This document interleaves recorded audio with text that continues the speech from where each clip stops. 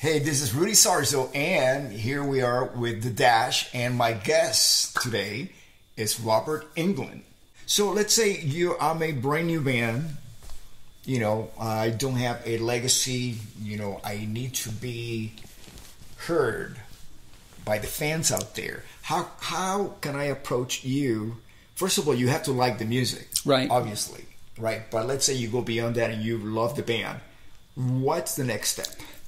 If somebody brings me a record and I really like it, I'll send it out to other promoters who do what I do and let them listen to it. I would send it to Octane if it was a heavier record. Octane is XM. XM, and okay. It's a big deal because Octane really will play a record. It helps start things. Okay, so you mentioned within a major Sirius XM corporation, there's a breakdown of playlists, like you mentioned, Octane, right? I have Sirius, so I'm very familiar with all these. So now, instead of going to station by station, across the country, you go to one center station, and then they have a playlist that reaches the whole country.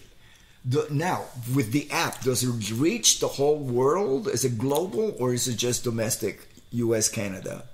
I would just think U.S., Canada. But the fact is that if you can find a station that likes a record and is willing to step out, you can start a story that will start to expand. You keep saying that, and I'm fascinated by the story aspect of it.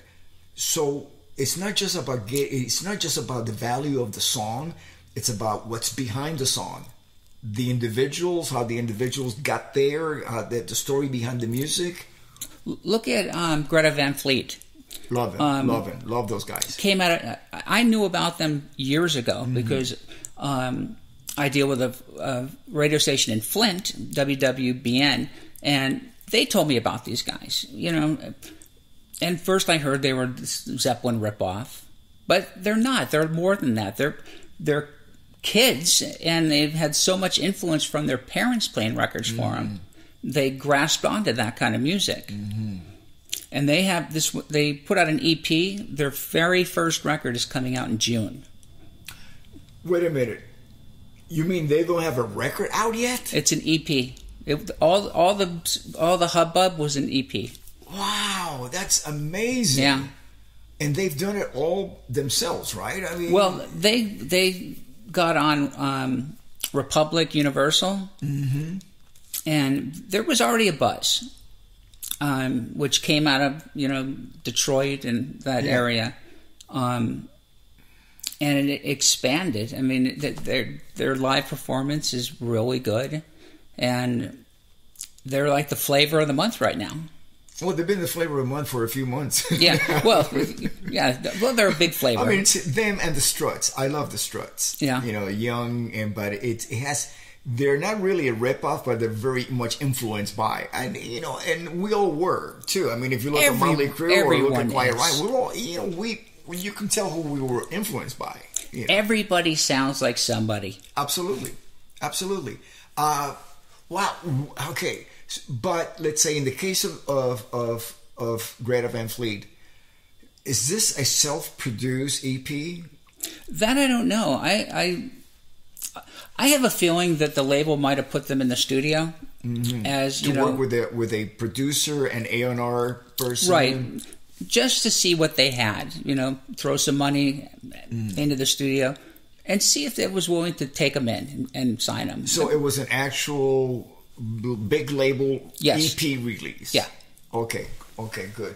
Because I get a lot of messages on social media about bands who are independent. They don't have a label, but they are making their own music.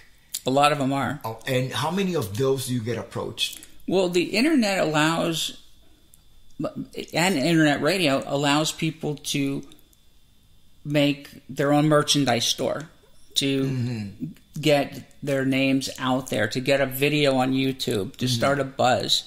And that was the job of the labels. And the labels are looking for Facebook. They're looking to see how many people you have. Social media is so important for breaking a band. Now, how do you incorporate social media? You coming from completely analog. By analog, I mean it's radio, terrestrial radio, and instead of you saying, okay, I can't compete with this or I can't fight it, you've done the opposite. You embraced it and you're using it. But you have to play live. You have to tour. You have to branch out of being in one place. I was working with a band called Mad Side. Great band. What was it called again? Mad Side. Mad Side. They were from Redding, California. They recorded at the famous Pus Cavern in Sacramento. They were really close friends with the Tesla guys, and they didn't expand far enough out of their nest. And you have to be down here and play in LA a lot to get noticed, and then try to find someone will take you on, like an agent that wants to take a chance and put you out there as an opening act. Yeah. Well, I mean, having this conversation with you just brings back a lot of memories of, for example, when I first got into the music industry, I got in for the love of playing music. I see it as what we do, a calling. We can't help but doing this, and if we make a career or, be able to afford to pay the bills and raise our family through music, that's such a blessing. But back in the day, we had a system that you were part of. Yeah. And one of the things that the system, for better or for worse, which made it possible for us musicians, was to actually just concentrate in the music. I spend so much time on social media now that I could be applying that to make myself a better musician, because I have to do it myself, and I do enjoy it, but there seems to be time management is so important, no distractions. I know I need to allocate a certain amount of hours in the daytime to do social media, and then I get off social media and start working on my music. Or I might be I might be flying and I'm like on social media when I'm on the plane because I know I can't play. You have to be relevant. Yeah, you have to make people remember where you are and who you are. Yeah. And that's what these new bands have to do is they need to love and record some music. You have to have something to hand someone. Somebody that has to be able to take it home or put it in their car and listen to it and absorb it. And then if you can find the passionate people, I see people all the time at like coming out of Rock on the Range, handing out CDs. Yeah. And I grab a couple, and listen to them. And people, that's just a good marketing. Because if you're from that area, someone's going to see you in the paper that you're playing here or at the local venue. Now, in addition to hand delivering CDs to the masses that come to these concerts, what else would you suggest? Well, if your radio station has a local music show, is really to get to know those people, because they usually have like an intern or an assistant or somebody that is going through all the music and picking out what they believe could be something. Get to know those people. Get to know the people at your radio station. Do you have a website where people can actually come and listen to the music that you're promoting, like with links? I don't. We do a music convention in Vegas, a rock convention every year. We used to have a website called Radio Contraband. We're now changing it over, and we're going to put a new website together. So it's closed right now.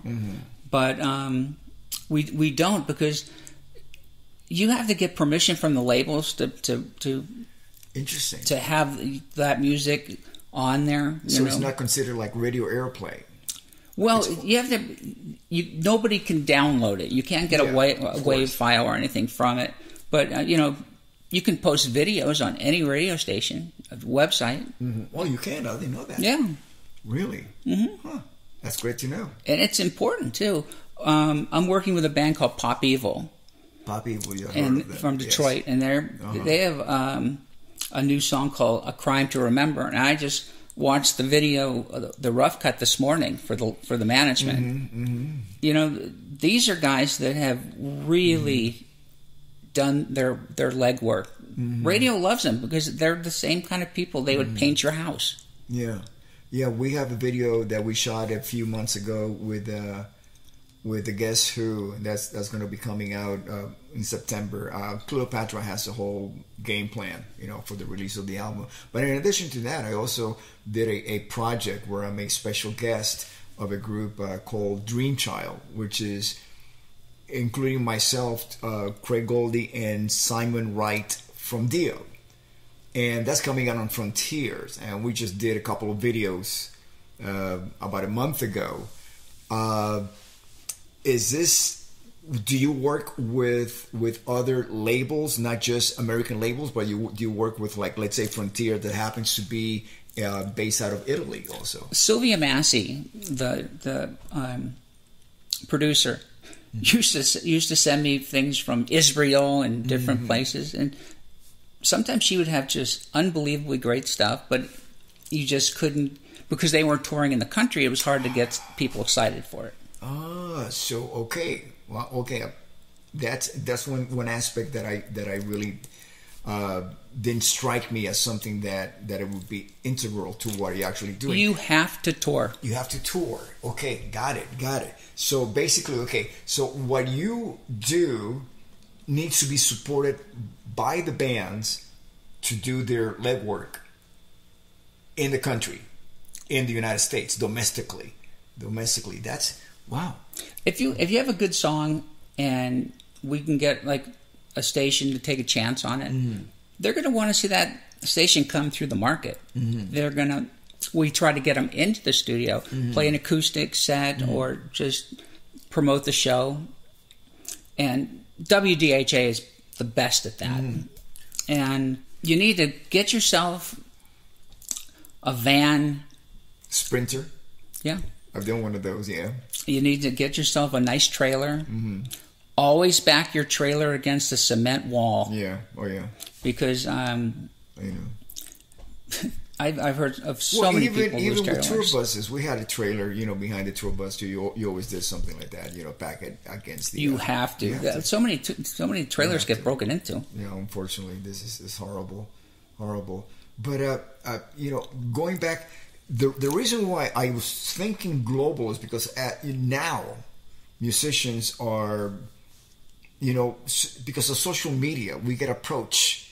I record with a lot of European, South American, all over the world, musicians that actually send me tracks for me to play bass on. Then I just send it to them. I've never met them face to face. They send me a copy of the CD, and I put it back in my collection of records that I played on. So so the mindset of the musician today is to think global, but looking at radio, it's very domestic. You have to do the legwork. Yeah, you do. I mean, you have to show a face. You have to put a face behind the music. Well, isn't that what the videos on YouTube need to be? Well, doing videos is still great to send to a radio station that doesn't get a record. They're not hearing the record. You send them the video, and all of a sudden they know what it's about. They get it.